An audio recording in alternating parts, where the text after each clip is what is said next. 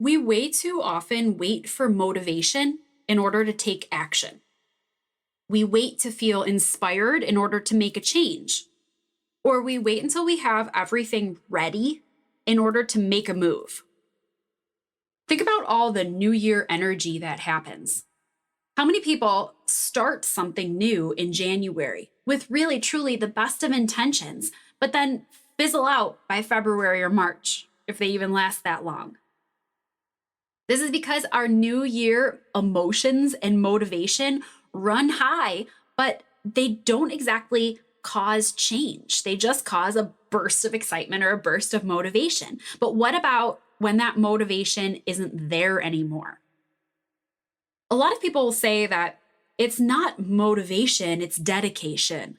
Or a phrase like, it all happens through consistency, which I do think is true. I really do think that things happen, change happens through consistency, and that we can't rely on motivation. We have to rely on dedication. But that's not really helpful advice because how do we get consistent?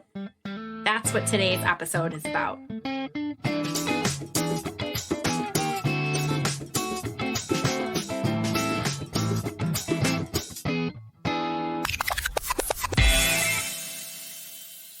Hey there. Welcome to Be Well with Steph, the podcast, the show for women who know that personal wellness can be an actively pursued goal and who are ready to tackle building healthier daily habits with a little bit of good humor, a little bit of grace, and a lot of coffee.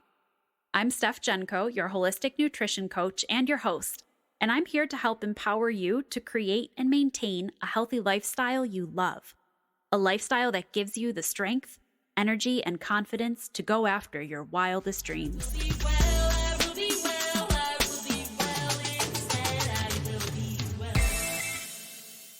I believe so strongly that we have to create our own motivation, and we have to wire in feelings of success around what we do that increase our motivation.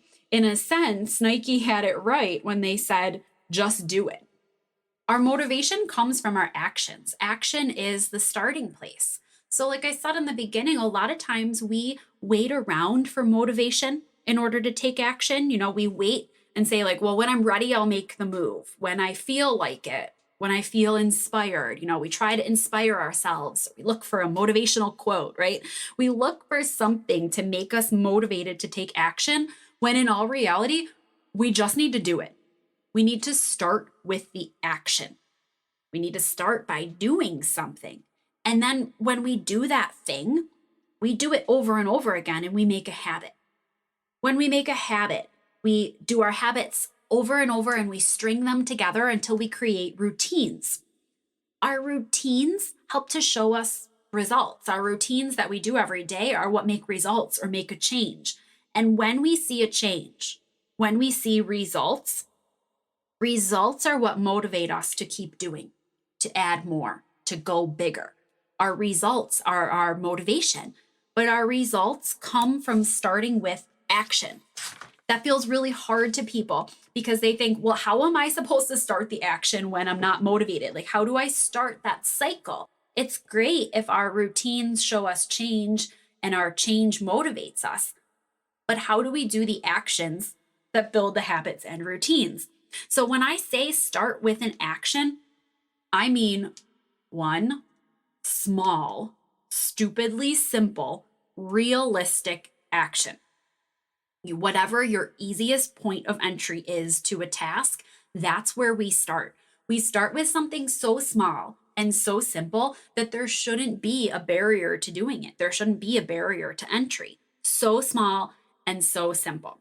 When we do that small, simple thing over and over again, and we're able to be successful at it over time, then our brain says, cool, I'm successful at doing something, I can do more. We kind of have to rewire our oh my gosh, I can't talk today. Rewire our neurons, rewire our pathways so that our brain starts to recognize, hey, when I do something, when I make a change, I am good at it. I see success. And therefore, I can make more changes and I can do more because maybe I'll see success at that too.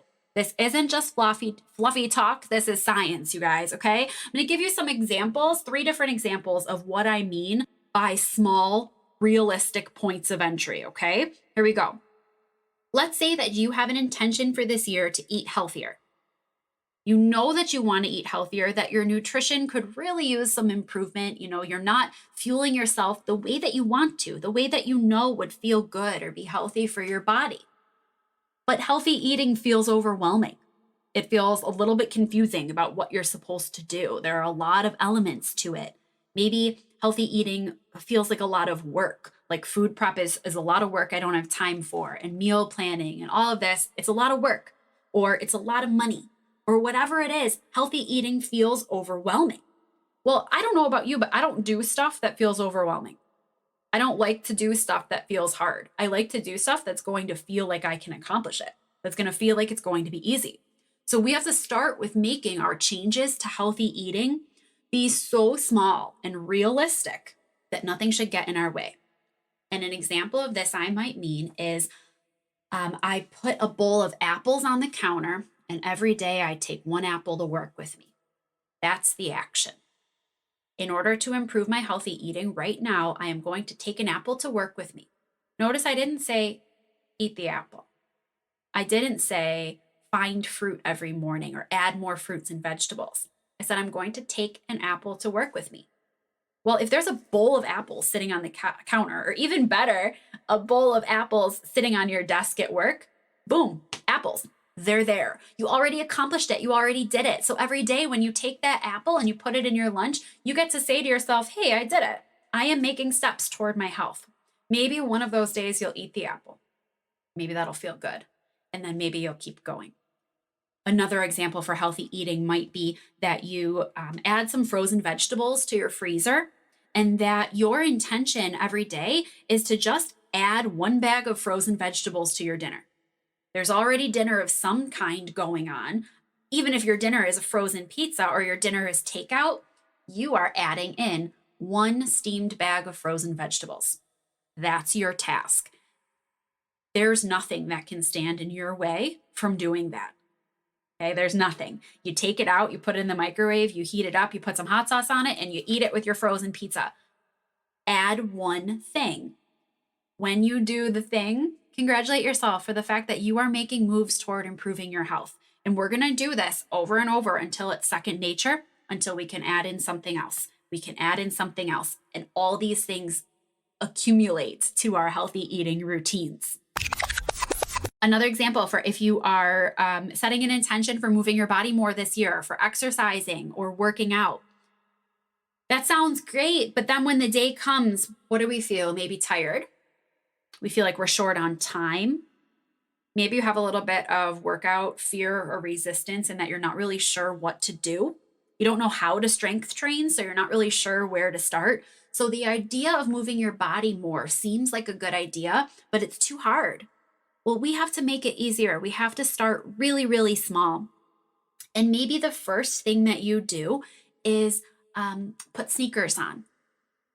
Maybe that's your action for beginning your workout journey, is putting on sneakers.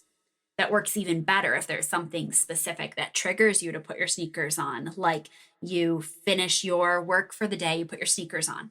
You eat lunch, you put your dishes in the sink, you put your sneakers on. You put your baby down for a nap, you put your sneakers on. Notice I didn't say workout. I said put your sneakers on. Putting your sneakers on is an action that you can turn into a habit. It's a habit that you can turn into routine. It's so small that nothing should stand in the way of putting your sneakers on. But guess what? Once the sneakers are on your feet, maybe you're going to walk a couple laps around your house. Maybe after the 5th day of putting your sneakers on every afternoon, you decide to go around the block. Or you say, hey, my sneakers feel good on my feet because, sneakers are designed to be more comfortable than whatever else we're wearing. You put your sneakers on your feet and you're like, cool, I'm going to put on some pants that I feel good in too. Maybe that's your next move. Or you put your sneakers on and you say, this makes me want to do some jumping jacks. I don't know. You do one other thing.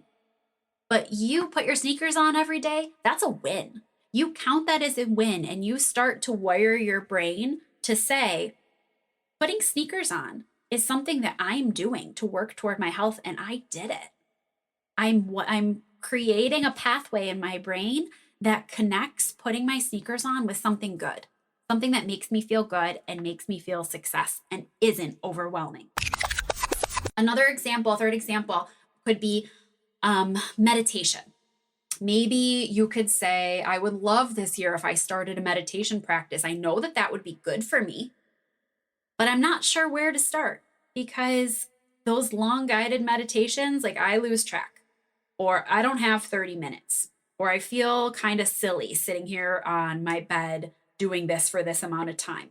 My thoughts wander. The baby cries. I start to think about what we're making for dinner, right? I can't actually meditate. I don't have the time or focus for that. Okay, well, let's not start with a 20-minute guided meditation. Let's start with 3 slow breaths. Maybe your point of entry is that in the morning, when you swing your legs over the bed and your feet hit the floor, you sit there and you take 3 slow breaths. Maybe there's a phrase you say like, today I will find the good, or I am proud of how I'm showing up today. And you say that phrase and you take a couple deep breaths and then you say, I did it. I started my day the way that I said I would. I am practicing meditation. I am practicing mindfulness. You connect the fact that you took some deep breaths to a feeling of success that you are working on growing and feeling healthier and feeling more well. We're talking about taking our intentions and then doing an action that we can succeed at. And winning is going to make us feel a successful habit change. So we're going to maybe take a few deep breaths in that meditation, and then we're going to go on with the rest of our day. Well, maybe after a couple weeks of just getting up and taking a deep breath, we want to sit there for a couple more minutes and think. Maybe we do decide to try a 3-minute guided meditation or whatever that turns into for you. But if we start out by saying, I have to do a 20-minute guided meditation or meditation isn't successful for me, we're setting ourselves up to be unsuccessful right from the beginning. And like I said before, I don't want to do something I'm not successful at. I want to do stuff that feels good. So we need to set ourselves up to do stuff that feels good so that we want to continue doing it. That's how you build consistency. That is how you find and create motivation when you didn't have it to begin with. You start with action. A lot of the inspiration for what I'm talking about from today is from the Tiny Habits behavior change model. It was created by Dr. BJ Fogg, and he has the book Tiny Habits. It's called Tiny Habits, the Small Changes That Change Everything. And I am obsessed with it because it works. I see it work in my life and I see it work with my clients. And it makes so much sense. The way that we take these aspirations we have or these intentions we have and break them down into steps that start to rewire our actions and create habits and create change. At the end of January, I'll be hosting an online workshop where I help you go for your goals or your intentions this year. And I take those goals or intentions and we make them into habit change. I'm going to walk you through defining your intention, be it healthy eating or building a morning routine or making easier meal prep or consistent exercise. We're going to define what your intention is, then take a look at all the possible behaviors that could help you fulfill your intention and how to find your entry point into the action. The one small change that is going to be a catalyst for you to start changing your routines, allowing you to feel success and joy in what you want to do, and then therefore creating a healthier lifestyle. This Tiny Habits workshop I'll be hosting is Thursday, January 27th, 7 p.m. Eastern Time. That's Thursday the 27th at 7 p.m. I'm going to be hosting it on Zoom, so there will be a recording available if you're not able to watch live that time, even though I do really encourage you to watch live and do the work with us live because you have the opportunity then to also ask questions and get feedback. But if you're not available Thursday, the 27th, 7 p.m. Eastern Time, you can still register and you'll get the recording and you can walk through the process afterward. It's $10 to register. $10 is also the cost of my monthly membership, Be Well Together, right now for the month of January. And workshops are included with the membership. So choice is up to you, but you can either spend $10 and just join this powerful workshop with us, or you can spend $10, join Be Well Together for the month of January, get access to all of the recipes and training and discussion forum that comes with that, as long as the ones from the month before, if you want to take a deep dive, and get the workshop included. But either way, I hope that you join us. I hope that you come and see the way that we can find an entry point toward your bigger goals or intentions. Being healthy does not have to be complicated.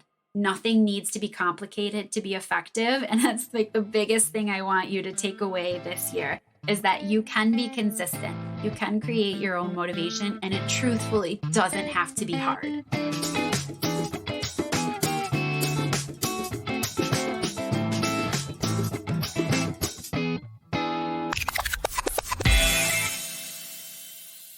Thank you so much for listening to Be Well with Steph, the podcast. When there are a million things that you could be doing, I appreciate your choosing to hang out here. And I am proud of you for continuing to work on your own wellness journey. I invite you to head over to BeWellWithSteph.com for the details from this episode, my blog, upcoming events, and lots of other resources. If you enjoyed today's show, I'd love to hear from you. I'm Be Well with Steph everywhere you like to hang out on social media, so come on over and say hi. Until next time, my friends, be well.